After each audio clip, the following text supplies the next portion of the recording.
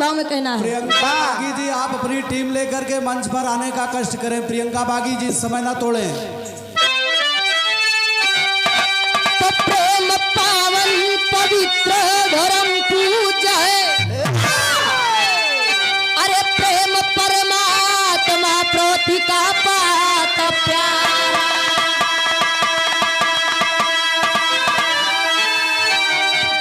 तो प्रेम से प्रासी पाती प्रीतम का ये पग, अरे प्रेम ही पाले पल को पर पल पल है ना।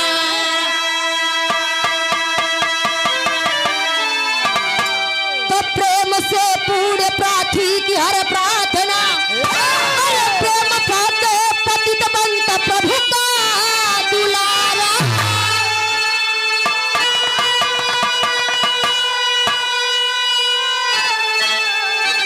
तो प्रेम से पकड़ा पग कृष्ण मंगल का जो, प्रेम पाके बनाऊ अपने पता।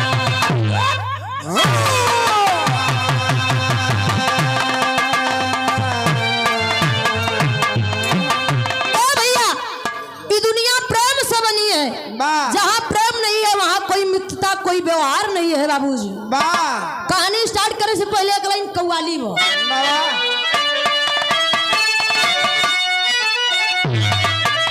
ए रोहित भैया हेलो, अब मजा नहीं आता कि अब मजा नहीं आता, अरे दूर रहते जी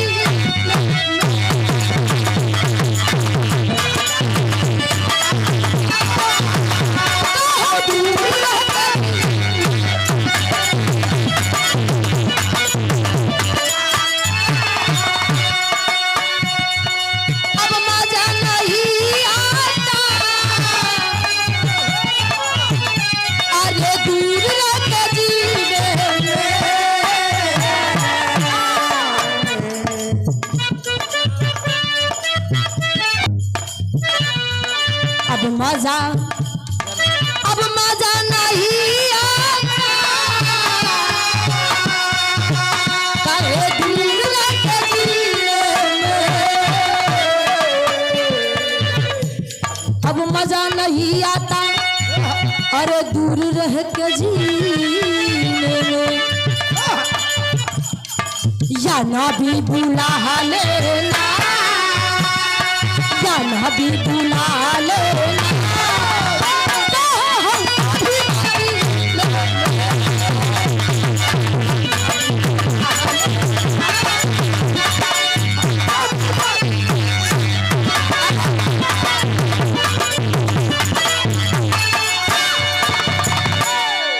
लेकिन है भाव में बिटिया कहे का कहे कि प्रेम रस घूट के बिना, प्रेम रस घूट के बिना नहीं पूरे पूजा।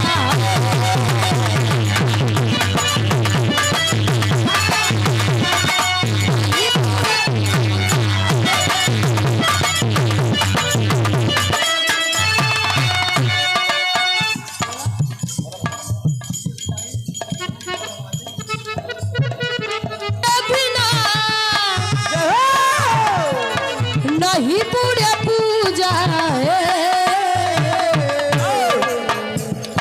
सही डगर है मेल का,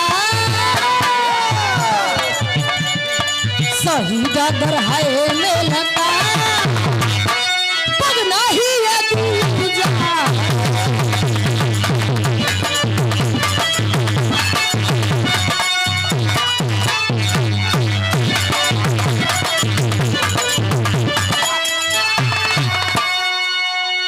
यह से कहानी स्टार्ट भइल मात्र 2 लाइन नजम लेला। रोहित भैया सुना बिल्कुल तोहरम सटाई के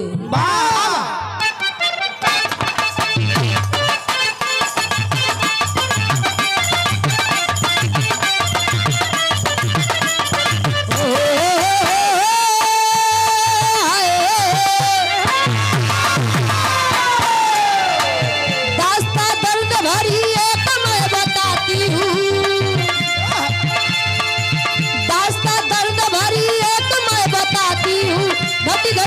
अजीब उसे मैं सुनाती।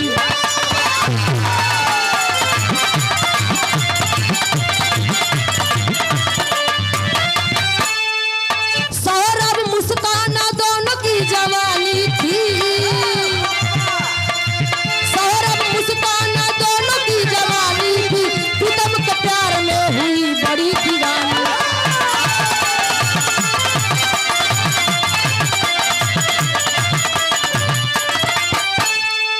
अपने परिवार से वो दोनों अलग रहने लगे, अपने परिवार से वो दोनों अलग रहने लगे, अपने परिवार से वो दोनों अलग रहने लगे, जिएंगे साथ मरेंगे यही वक्त। भैया कहानी समझ ला। वही मेरठ में एक मुस्कान नाम की लड़की थी और सौरभ नाम का लड़का था बाबूजी। दोनों में प्यार हो जाता है, प्रेम होता है, दोनों लोग प्रेम होता है बाबूजी। घर वाले ना राजी यहाँ शादी करे के बोले, लेकिन माता पिता घर वालों के खिलाफ दोनों लोग शादी करते हैं और शादी कई के माई बाप से अलग जाई के रहे लागत है।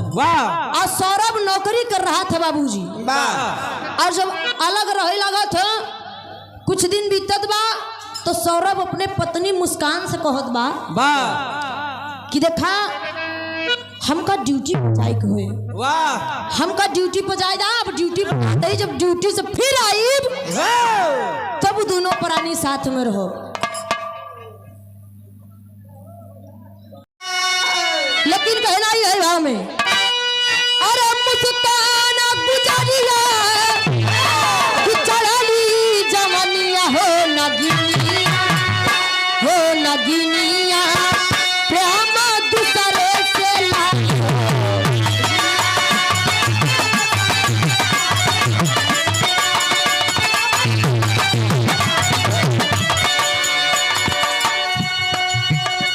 ए भैया इधर जब सौरभ चला जात बा कमाए बदे, तब मुस्कान के एक ठे साथी रहन जौन ओकरे साथी स्कूल में पढ़त रह, कक्षा 8 तक पढ़ा रहे। अब मुस्कान के घरे वो आवे लगल, जब आवे लगल तो भइल का अंतरा बा। अरे साहिल शुक्ला नाम का एक बचपन का नील हो,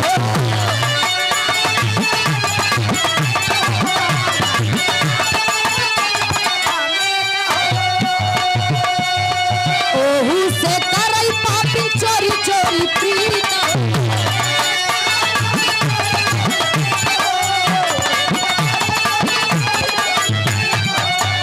अरे पति छोड़ यार पति छोड़ यार के बुझावई अग्निया हो अग्निया प्रेम दूसरे के लाई हो।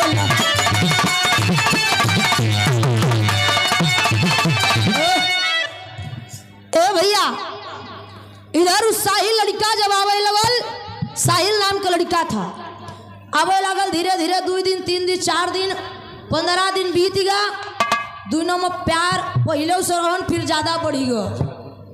मन ही ना आवा तो दोनों में प्यार बढ़ गया बाबूजी। अब दोनों लोग साथे में रहे लगे। सौरभ वहाँ ड्यूटी करत बा, और जब यहाँ साथे में रहे लागत है, माई बाबू मना करत हैं कि जान जाती बात की बताओ मार बेटवा ड्यूटी बा भाई साहिल नाम का लड़का के साथे रहत बा। माई बाबू मना करत है, लेकिन माई बाबू के बात बुरी लागत बा।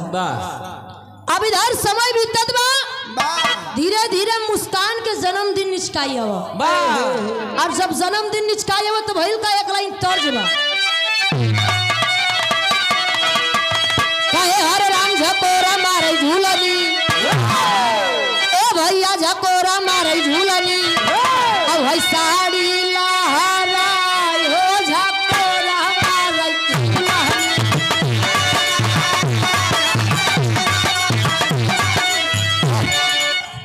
एकरे का रामधार गुरु जी गायन, लेकिन हम अपने अखाड़े वाली बतावत है।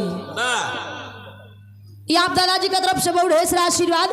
हमारे अखाड़े के कलाकार राम कैलाश यादव गुरु जी कैसे गावत रहे, कैसे गावे मास्टर कहे ना बता।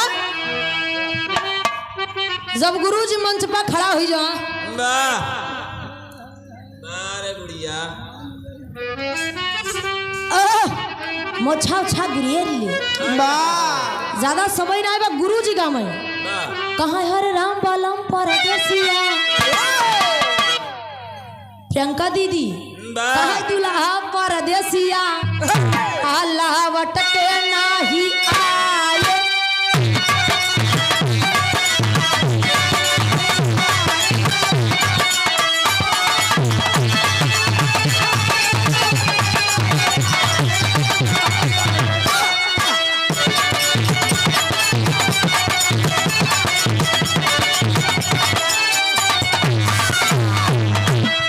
बहुत जतन कई के पिया का बोलाए वही पिया निरमोहिया डगरिया भुलाए अरे दुल्हन के दर्द मर जा समझ नहीं पाए कि राजा पारा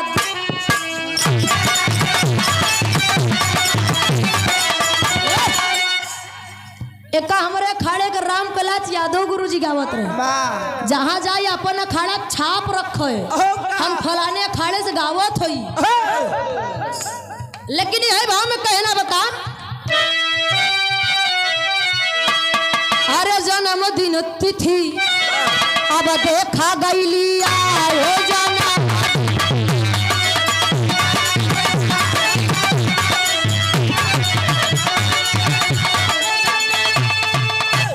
कहे मिल के दोनों प्राणी देखा वह योजना बनाई मिला के जहर दिया खाना मत खिलाई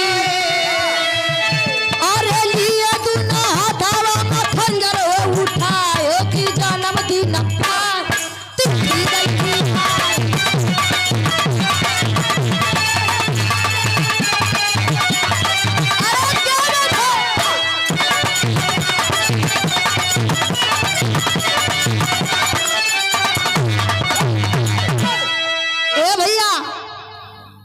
यही 2025 के बाद यह 25 फरवरी का मुस्कान के बर्थडे रहन मुस्कान के बर्थडे रहन एक दिन पहले 24 फरवरी का सौरभ आई जात बा कि अपने दुल्हन के बर्थडे मनाऊ अब आई जात बा तो कहा यार प्लान पहले बनाई लेन कि देखा अगर हमरे साथे रहे के बाद तो सौरभ का रास्ता से हटावे के पड़ी कहा ठीक बा अब दोनों प्राणी योजना बनाई लेन साहिल और मुस्कान कहाँ आए तो एकरे का राती में जहर खाना में जहर मिलाए खवाई देवे बर्थडे के दिन मार दऊ लेकिन बर्थडे के दिन वाला प्लान कैंसिल हो गया एक दिन हम मुस्कान डॉक्टर के पास गए कहा डॉक्टर साहब हमारे नींद ना आवत हमको नींद के दवाई दे दा मुस्कान को डॉक्टर नींद के दवाई दे दी राती में आए मुस्कान खाना में मिलाई के सौरभ के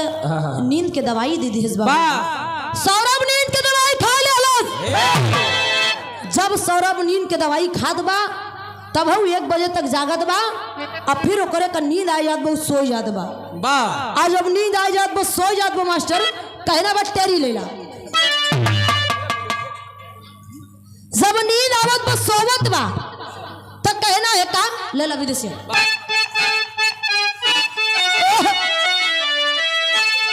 अरे किन लिया मा सोई गईले प्यारा वीराना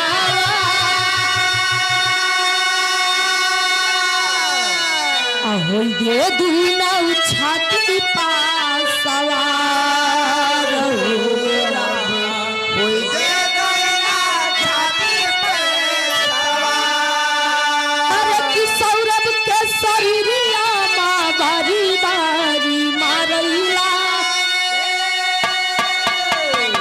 बहाई लागी खुनावा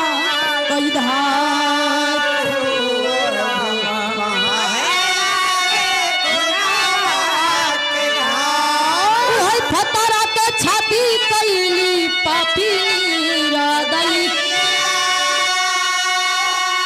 अरे भूल गईली सौरभ का प्यार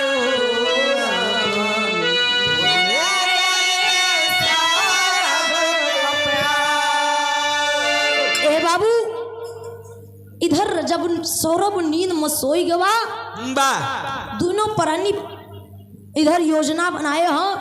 मुस्कान और साहिल सौते भय पर जात बाबूजी चाकू लेके सौरभ की छाती पर सवार हो जात बा। बाहर है औरत, बाहर है मेरे भारत देश की नारी, जिसने तुम्हारे लिए अपना पूरा परिवार छोड़ दिया। आज वही नारी सौरभ के छाती पर सवार हुई के चाकू उठाई के सौरभ के सीना में मारत बा बाबूजी। जब सौरभ के सीना में मारत बा, सौरभ मरत नाई बा, कलथत तड़पत बा बाबूजी। सौरभ मरत नाई बा, कलथत बा, तड़पत बा, जितना ही हो सकत बा उतना ही वो हत्यारीन अपने पति सौरभ के छाती पर चाकू से वार करत बा, चाकू से मारत बा बाबूजी। तेरी बा मास्टर। आप परम सुदेव परमाद्री श्रीमान हमारे गुरुजी, आप लोग तेरी पे गौर करिएगा कि हरे राम हत्यारिन हत्या हाथ से किया। अरे राम हत्यारिन हत्या हाथ से किया। अरे चिंतित फिर से निकल दिल में हो चिंगारी, हत्यारिन हत्या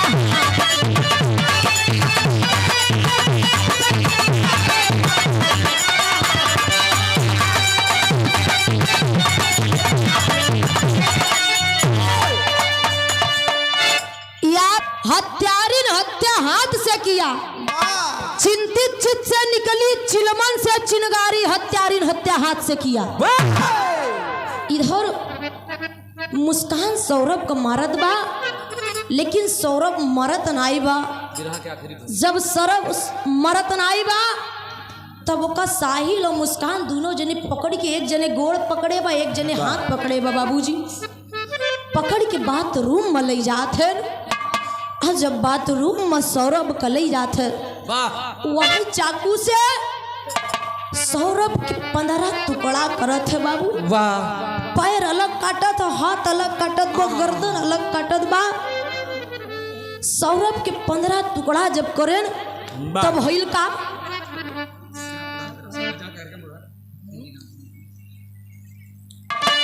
अब इधर बाथरूम में ले जाए के अपने पति के शरीर के 15 टुकड़ा करत बा।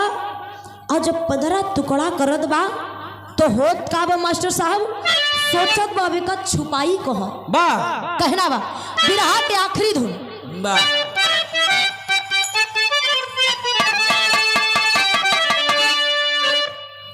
कि हाथे में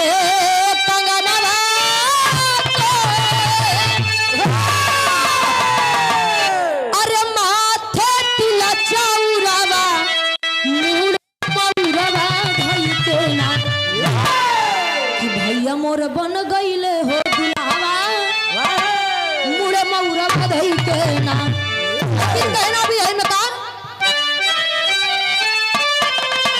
कि 15 टुकड़ा में कैली, अरे कि सौरभ के सजिया तू है पपिया काली, तू है पपिया काली ना। गिरा गिरा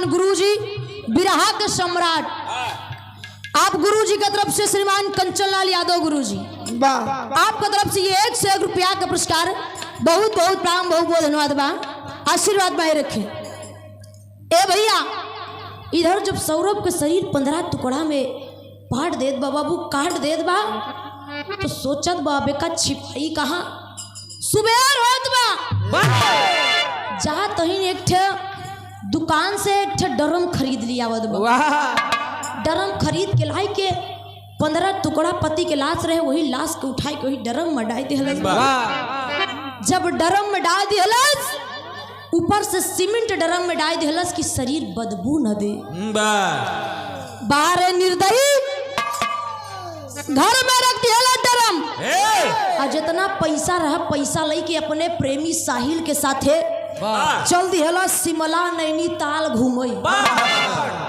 और शिमला नैनीताल घूमत बा दीदी इतनी बेर फेसबुक पे जमाना बा फेसबुक पर लाइव भी चला रही है कि लोगों को शक ना हो लोगों को लगे कि दोनों प्राणी नैनीताल में घूम रहे हैं। अब खूब घूम के जब आवत है जब घूम के आवत है न और शरीर जौन रहे वही डरम में रखे रहे नाम श्रीमान राम गुलाब मौर्य जी गुरु जी की तरफ से हेलो 5 मिनट आपका ये आप सवित्री बागी 5 मिनट आपका समय अभी बाकी है। सवित्री बागी दीदी जी के गुरु जी आप गुरु जी की तरफ से बहुत ढेर सारा आशीर्वाद। अब जब इधर वहां से आए लोगन का शक होए लगल कि यार इतने दिन तक नैनीताल घूमे अब आए सौरभ मिले उले हमसे लोगन से आवो न माई बाबू को शक होए लगल कि यार सौरभ मिले ही नहीं आवा का बात बस चली घर देखी जब घर पे चला था देखे सौरभ को पूछा था कोनो जवाब नहीं। आप कमल चंद यादव गुरु जी की तरफ से 1 से 1 रुपया पुरस्कार बहुत बहुत प्राण बहुत बहुत धन्यवाद। लोगन का शक होला कि यार एक बार सौरभ के और मुस्कान के तलाक भइल रहे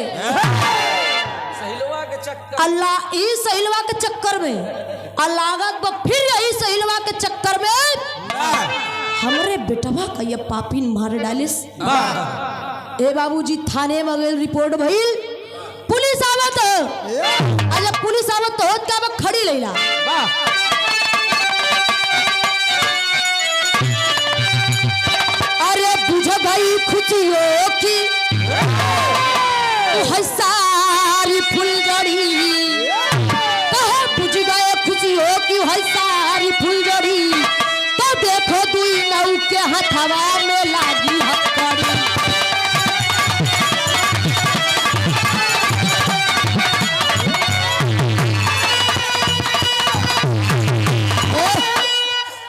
इधर कि जो गई खुशी थी वह सारी फुलझड़ी तो देखो दिनों के हथवा मल्ला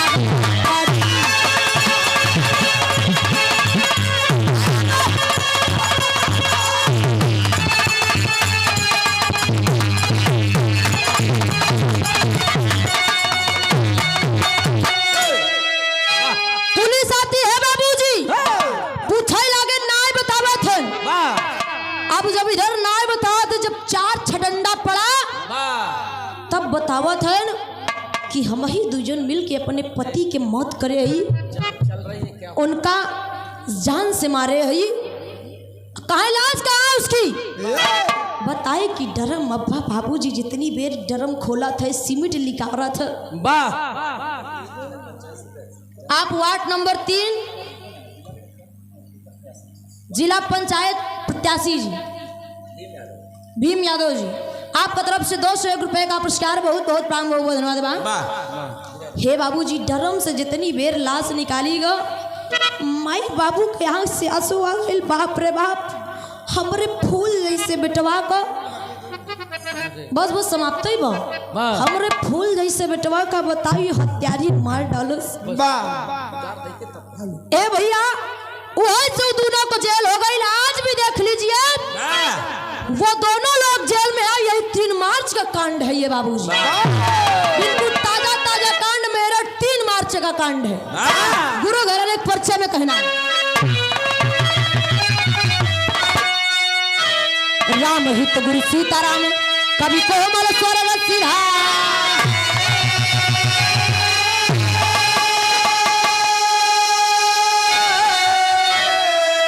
माधव राम किशोर माँ शारद की ओर निहार, और राम हत्यारी ने हत्या हाथ से की, कदाती काजल को किलाती जल ओर निहार,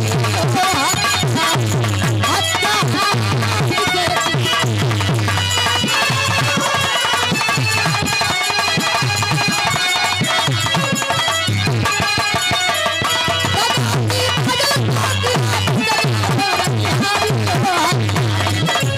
हाथ से